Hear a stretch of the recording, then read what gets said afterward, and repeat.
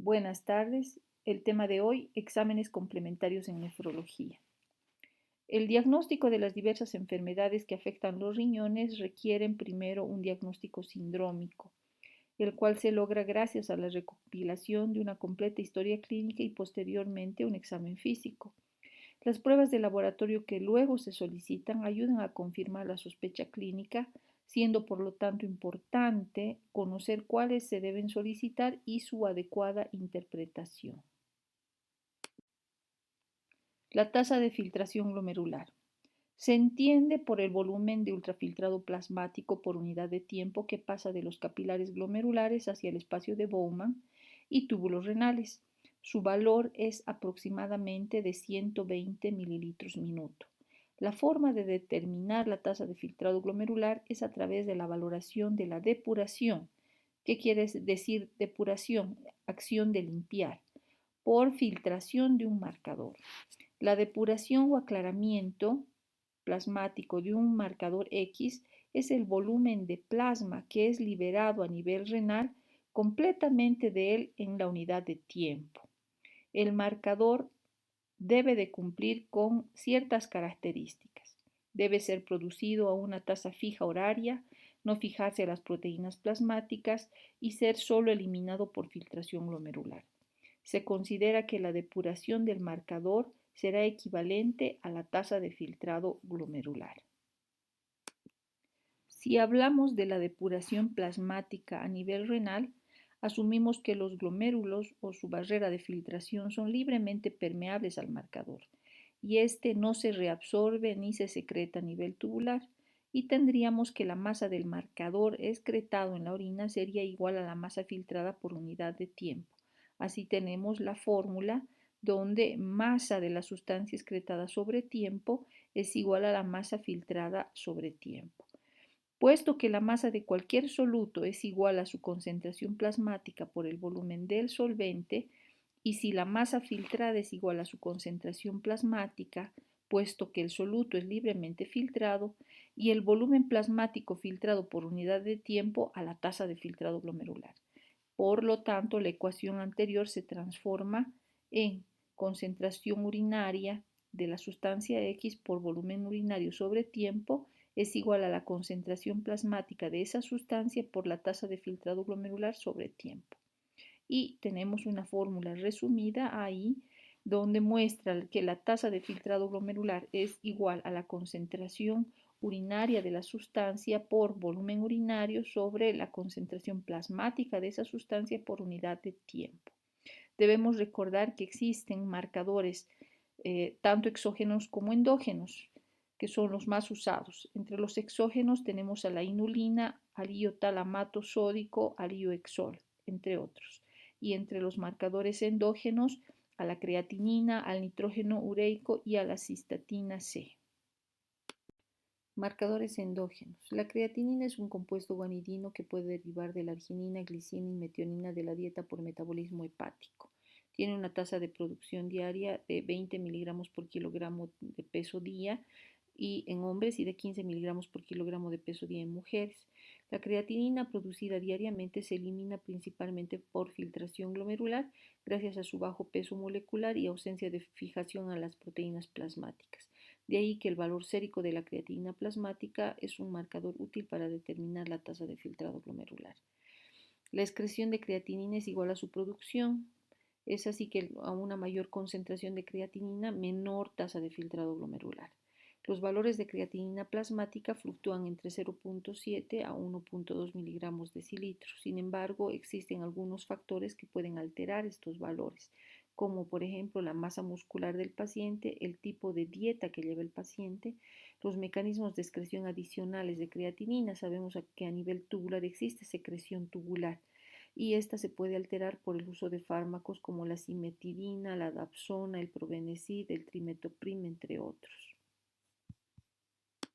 Por lo tanto, la creatinina nos permite estimar la tasa de filtrado glomerular con fórmulas. Aquí tenemos 4 fórmulas: la MDRD simplificada, la MDRD con 6 variables, la de Cockcroft-Gault, que les sugiero que las revisen porque probablemente entre en el examen, y la ecuación CKD-EPI. En cuanto al aclaramiento de creatinina en orina de 24 horas, se debe tomar en cuenta el reporte de la creatinuria que debe estar en miligramos decilitro. Existen muchas aplicaciones que podemos bajar en nuestro celular y simplemente llenar los datos y con esto determinar la tasa de filtrado glomerular. Otros marcadores endógenos tenemos a la urea y al nitrógeno ureico sérico. La urea sintetizada en el hígado representa el producto final del metabolismo hepático de los aminoácidos no utilizados para la síntesis proteica de las proteínas ingeridas en la dieta. Su excreción es principalmente por el riñón por su bajo peso molecular. Sin embargo, existen muchos factores que pueden incrementar los niveles plasmáticos de urea. En este caso, mencionemos a la gran cantidad de proteínas ingeridas, la infusión de aminoácidos, sangrado digestivo, supresión del anabolismo por uso de esteroides y tetraciclinas. O por otro lado, en las enfermedades hepáticas severas, abuso de alcohol, hipotiroidismo y baja ingesta de proteínas condicionarán niveles bajos de urea plasmática. Queda claro entonces que el nitrógeno de urea se modifica por diferentes variables, de ahí que la depuración de urea no se utilice como un indicador confiable de la tasa de filtrado glomerular.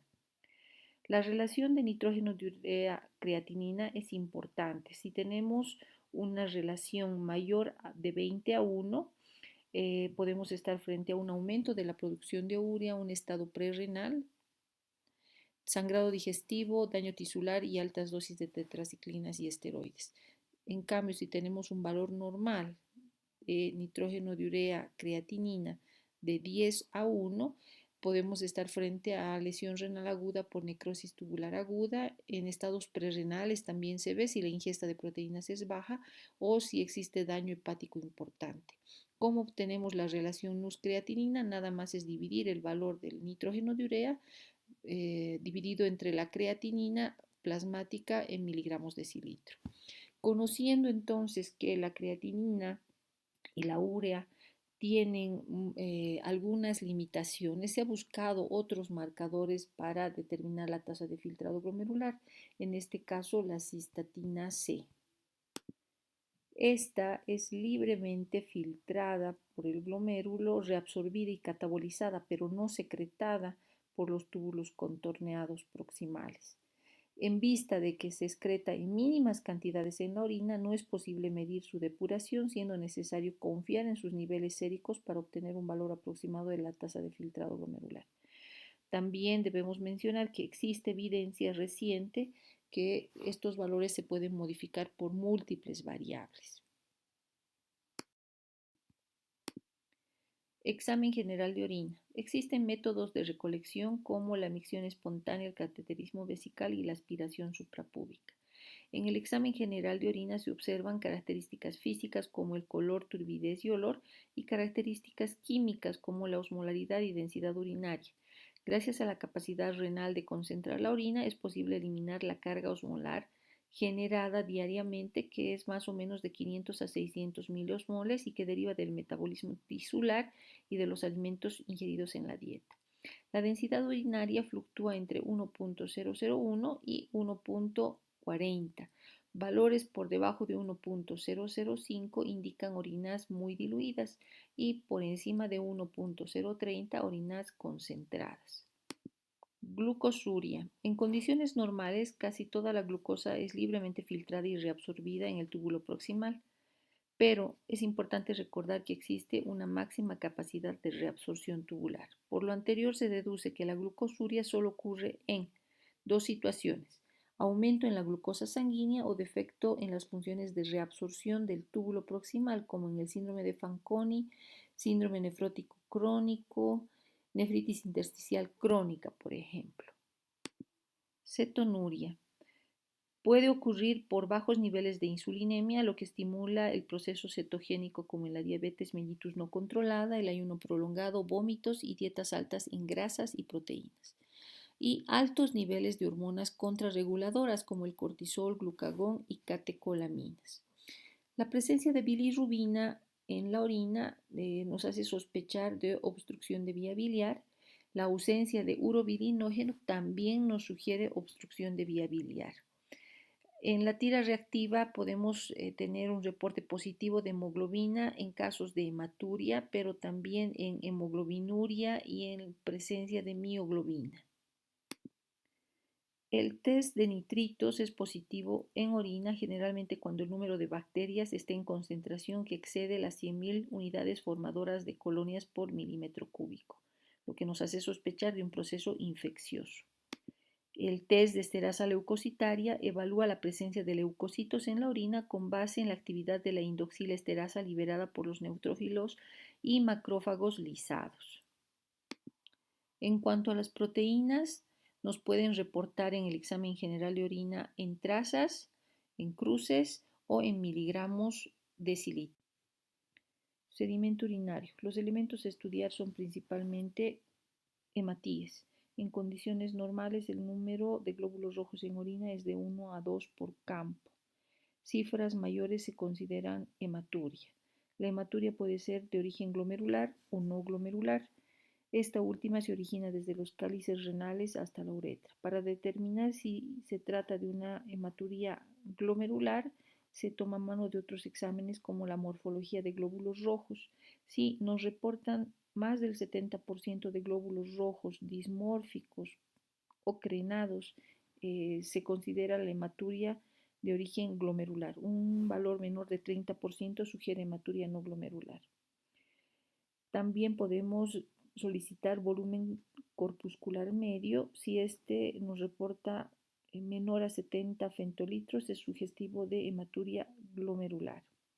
En cuanto a los leucocitos, su valor normal es menor a 5 por campo. La leucocituria asociada a bacteriuria es sugestiva de infección urinaria. La mayoría de los leucocitos son polimorfonucleares. Si tenemos leucocituria sin bacteriuria, esta se presenta en la tuberculosis de vías urinarias o infección por bacterias anaerobias, micoplasma, ureoplasma, Gardnerella vaginalis y coliformes cuyo número de colonias en el cultivo sea menor de 100.000 o en aquellos pacientes que se encuentren recibiendo tratamiento antibiótico.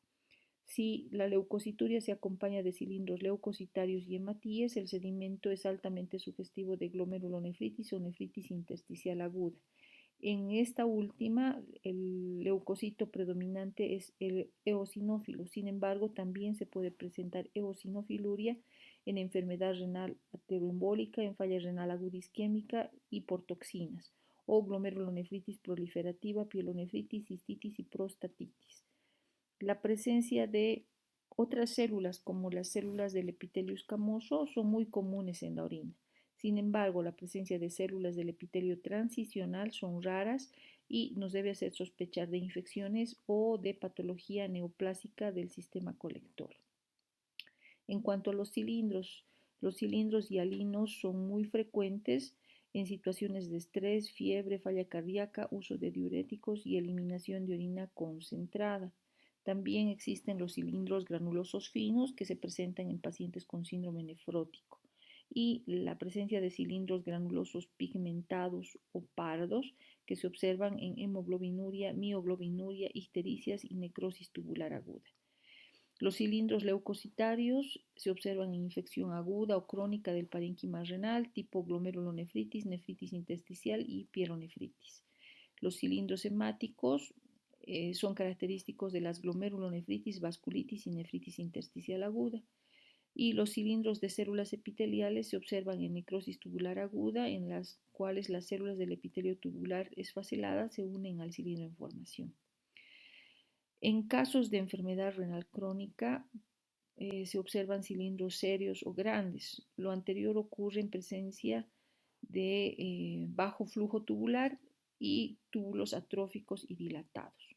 En cuanto a los cristales, existen cristales de cistina, tirosina, leucina, colesterol, de ácido úrico, que serán revisados en el acápite de litiasis renal. En cuanto a los electrolitos, es importante conocer los valores normales de electrolitos séricos, puesto que estos se pueden modificar tanto en lesión renal aguda como en enfermedad renal crónica. En cuanto a los electrolitos urinarios, consideremos que el sodio es el principal ion que modifica la osmolaridad plasmática. Es claro que su concentración depende del volumen intravascular. En pacientes con disminución del volumen plasmático real y efectivo, es decir, oliguria prerrenal, el riñón trata de conservar todo el sodio filtrado en un afán de restaurar el volumen intravascular. De ahí que el sodio excretado en la orina sea muy bajo e inferior a 20 miliequivalentes litro en una muestra de orina ocasional. Por otro lado, en pacientes con oligurias renales como la necrosis tubular aguda, se pierde la capacidad de retener el sodio filtrado, siendo su valor mayor a 40 miliequivalentes litro. La fracción de excreción de sodio. Esta se determina en una muestra ocasional de orina y una muestra de sangre. El valor normal es de 1%. En estados hipovolémicos, es decir, enfermedad prerrenal, el FENA es menor al 1%, mientras que en la falla renal aguda establecida, es decir, necrosis tubular aguda, su valor es mayor al 2%. El potasio urinario, su valor cuantificado en una muestra espontánea de orina, tiene poco valor diagnóstico, por lo que se recomienda la recolección de orina de 24 horas para medirlo. Su principal uso está en el diagnóstico diferencial de la hipopotasemia. Un potasio urinario menor de 30 miliequivalentes en 24 horas es sugestivo de un aumento de las pérdidas extrarrenales de potasio, ya sea por vía gastrointestinal o piel. O, por otro lado, si tenemos un potasio urinario mayor a 20 miliequivalentes por día, es compatible con un aumento en las pérdidas renales. En cuanto a la fracción de excreción de potasio, su valor normal es de 10 a 20%, de ahí que valores superiores en presencia de hipopotasemia sugieren aumento de las pérdidas renales como factor causal de esta patología. Y en pacientes con hipercalemia, con una fracción de excreción de potasio mayor al 30%, indica eliminación normal de potasio. Haciendo referencia al gradiente de transtubular de potasio, este se utiliza para determinar o estimar el gradiente de concentración para el potasio entre la luz capilar peritubular y la luz tubular a nivel del túbulo colector cortical, área en la cual ocurre la mayor secreción de potasio renal y refleja la fuerza que impulsa la secreción neta de potasio. En un paciente hiperpotasémico, un valor de gradiente transtubular de potasio menor de 6 implica que el túbulo colector no responde apropiadamente a la hiperpotasemia y que la secreción tubular de potasio está disminuida, ya sea por daño del epitelio tubular o por incapacidad de las células epiteliales para responder a las hormonas que intervienen en la regulación del potasio, o porque estas últimas no se producen adecuadamente. Si la hiperpotasemia es de origen no renal, los riñones intentarán excretar el exceso de potasio circulante y el gradiente transtubular de potasio será mayor de 10. Proteínas urinarias. La excreción de proteínas en un rango superior al normal se conoce como proteinuria. Respecto a ella, primero se debe establecer las características como ser transitoria, ortostática, que se presenta en jóvenes delgados, persistente, que refleja un trastorno renal o sistémico como falla cardíaca o hipertensión pulmonar. Por otro lado, la proteinuria puede ser aislada, generalmente menos de 2 gramos día, o compleja, acompañada de un sedimento urinario activo, siendo generalmente mayor a 3 gramos en 24 horas. La presencia de proteinuria puede ser, por lo tanto, resultado de diversos factores, entre estos alteraciones en la barrera de filtración glomerular, como se ve en el síndrome nefrótico, secundario a daño o disfunción tubular, como en las nefropatías túbulos intersticiales, o aumento en la producción de proteínas plasmáticas o proteinuria por reflujo, como se observa en el mieloma múltiple o gamapatía monoclonales. Los valores normales de proteinuria en orina de 24 horas deben ser menores a 150 miligramos día. Una proteinuria en rango nefrótico se considera a proteinuria de 300 miligramos hasta 3.5 gramos en 24 horas. Proteinuria en rango nefrótico mayor a 3.5 gramos en 24 horas. La microalbuminuria se define como presencia de albúmina de 30 a 300 miligramos día y el cociente albúmina-creatinina menor de 30 miligramos de albúmina por gramo de creatinuria. La microalbuminuria puede ser determinada por diversos métodos de recolección, 12 horas en la noche, 24 horas y en muestra espontánea de orina.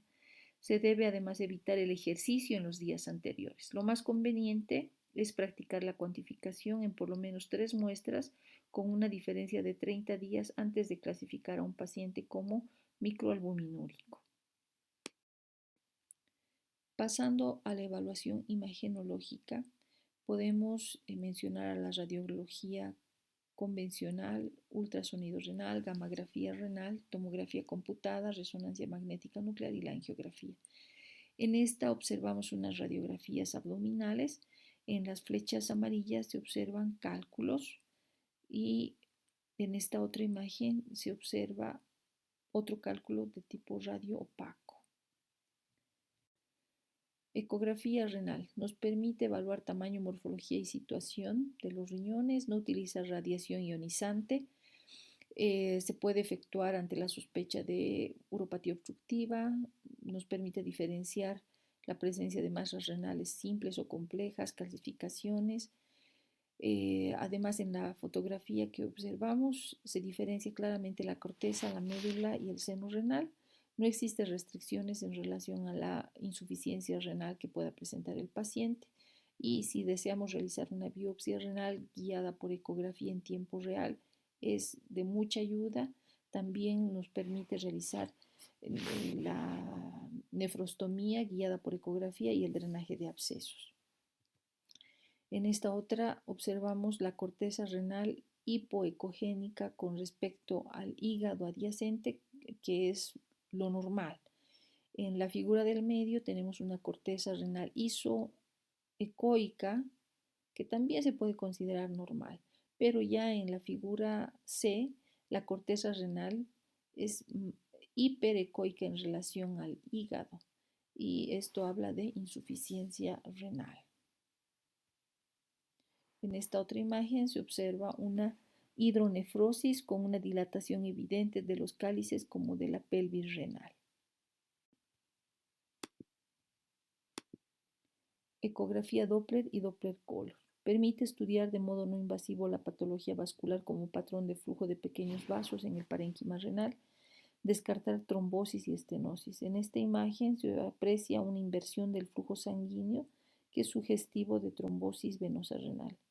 Se utiliza en la valoración y seguimiento del trasplante renal, detección de fístulas arteriovenosas intrarrenales, en el diagnóstico de hipertensión renovascular, aunque no es el gol estándar, y ante la sospecha de obstrucción de vía urinaria aguda, donde encontraremos un aumento de la resistencia. En esta imagen se observa la ecografía Doppler Color que permite la visualización directa de los grandes vasos, lo que facilita la localización del flujo sanguíneo para el estudio Doppler y la obtención de un ángulo de exploración adecuado. En la imagen se aprecia la arteria renal derecha desde su salida de la aorta. Gamagrama renal. La exploración del riñón y las vías urinarias con radiofármacos es una de las situaciones en las que mejor se pone de manifiesto el carácter no invasivo y funcional de la medicina nuclear. Las indicaciones clínicas son las anomalías de perfusión, insuficiencia renal aguda o crónica. En cuanto al trasplante renal, ante la sospecha de rechazo, obstrucción o estado de la anastomosis, traumatismo renal o complicaciones quirúrgicas, hipertensión renovascular, pielonefritis, obstrucción ureteral, entre otras. Existen diferentes tipos de gammagrafía, como el estudio dinámico, el estudio estático, el gamagrama renal con retodiurético y el gamagrama renal con y sin captopril. El gamagrama estático nos permite evaluar la posición, forma, tamaño y número de los riñones. Se observa la captación uniforme del radiofármaco. En la imagen en blanco y negro existe una muesca donde no existe una captación adecuada del radiofármaco, lo que nos orienta a sospechar de algún tipo de lesión parenquimatosa. En cuanto al gamagrama dinámico, este evalúa la función renal diferenciada el riñón izquierdo del derecho y existen las curvas renográficas que deben ser simétricas con un pendiente funcional ascendente y un pendiente de excreción descendiente. En esta imagen se observan las dos curvas de eliminación del radiofármaco, diferenciada el riñón derecho del izquierdo. La gammagrafía con reto diurético se usa para diferenciar la dilatación pielocalicial obstructiva de la no obstructiva. En ambas situaciones, el radiocontraste o el radiofármaco muestra la fase de excreción de tipo acumulativo. En cuanto a la gammagrafía con captopril, tras la administración del IECA se puede encontrar una disminución mayor al 5% de la función renal relativa. Si es mayor al 20%, es más específica. En esta imagen se observa una fase previa a la administración del captopril y hacia la derecha, luego de la administración del captopril, donde el riñón comprometido tiene menor captación del radiofármaco. La tomografía abdominopélvica sin contraste es el examen de elección para la detección de litiasis. En estas imágenes se observa marcadas con flechas la presencia de cálculos a nivel ureteral.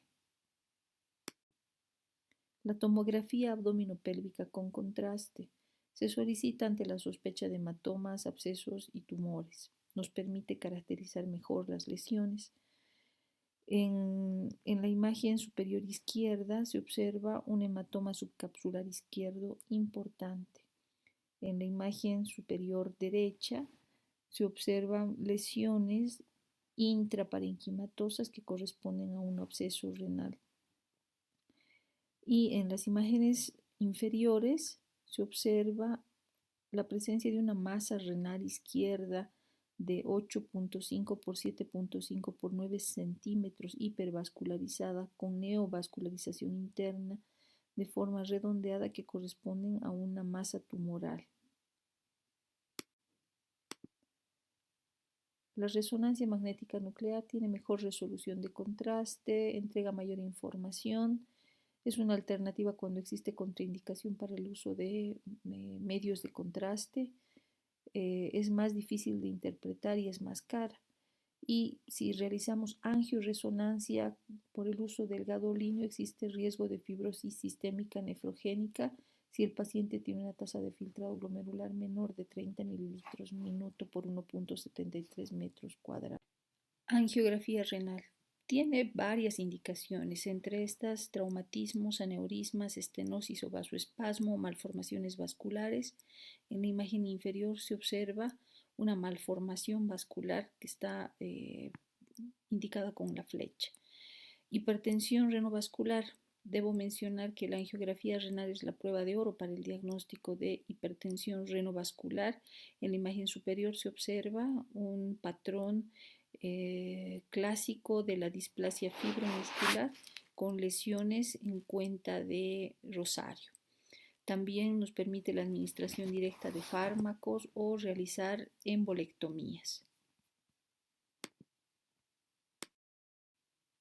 Para terminar, la biopsia renal es un procedimiento invasivo que se puede realizar mediante guía ecográfica, mediante guía tomográfica o a cielo abierto.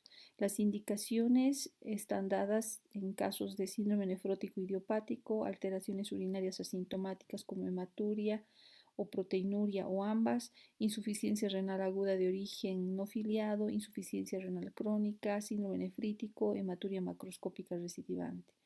Y tiene varias contraindicaciones, entre las que se deben recordar las alteraciones de la coagulación, hipertensión no controlada, infección urinaria, presencia de aneurisma de arterias renales, en riñón único, hidronefrosis, tumores renales, obesidad, cuando es un paciente que tiene un índice de masa corporal mayor a 30, insuficiencia respiratoria o en pacientes que se encuentran con ventilación mecánica.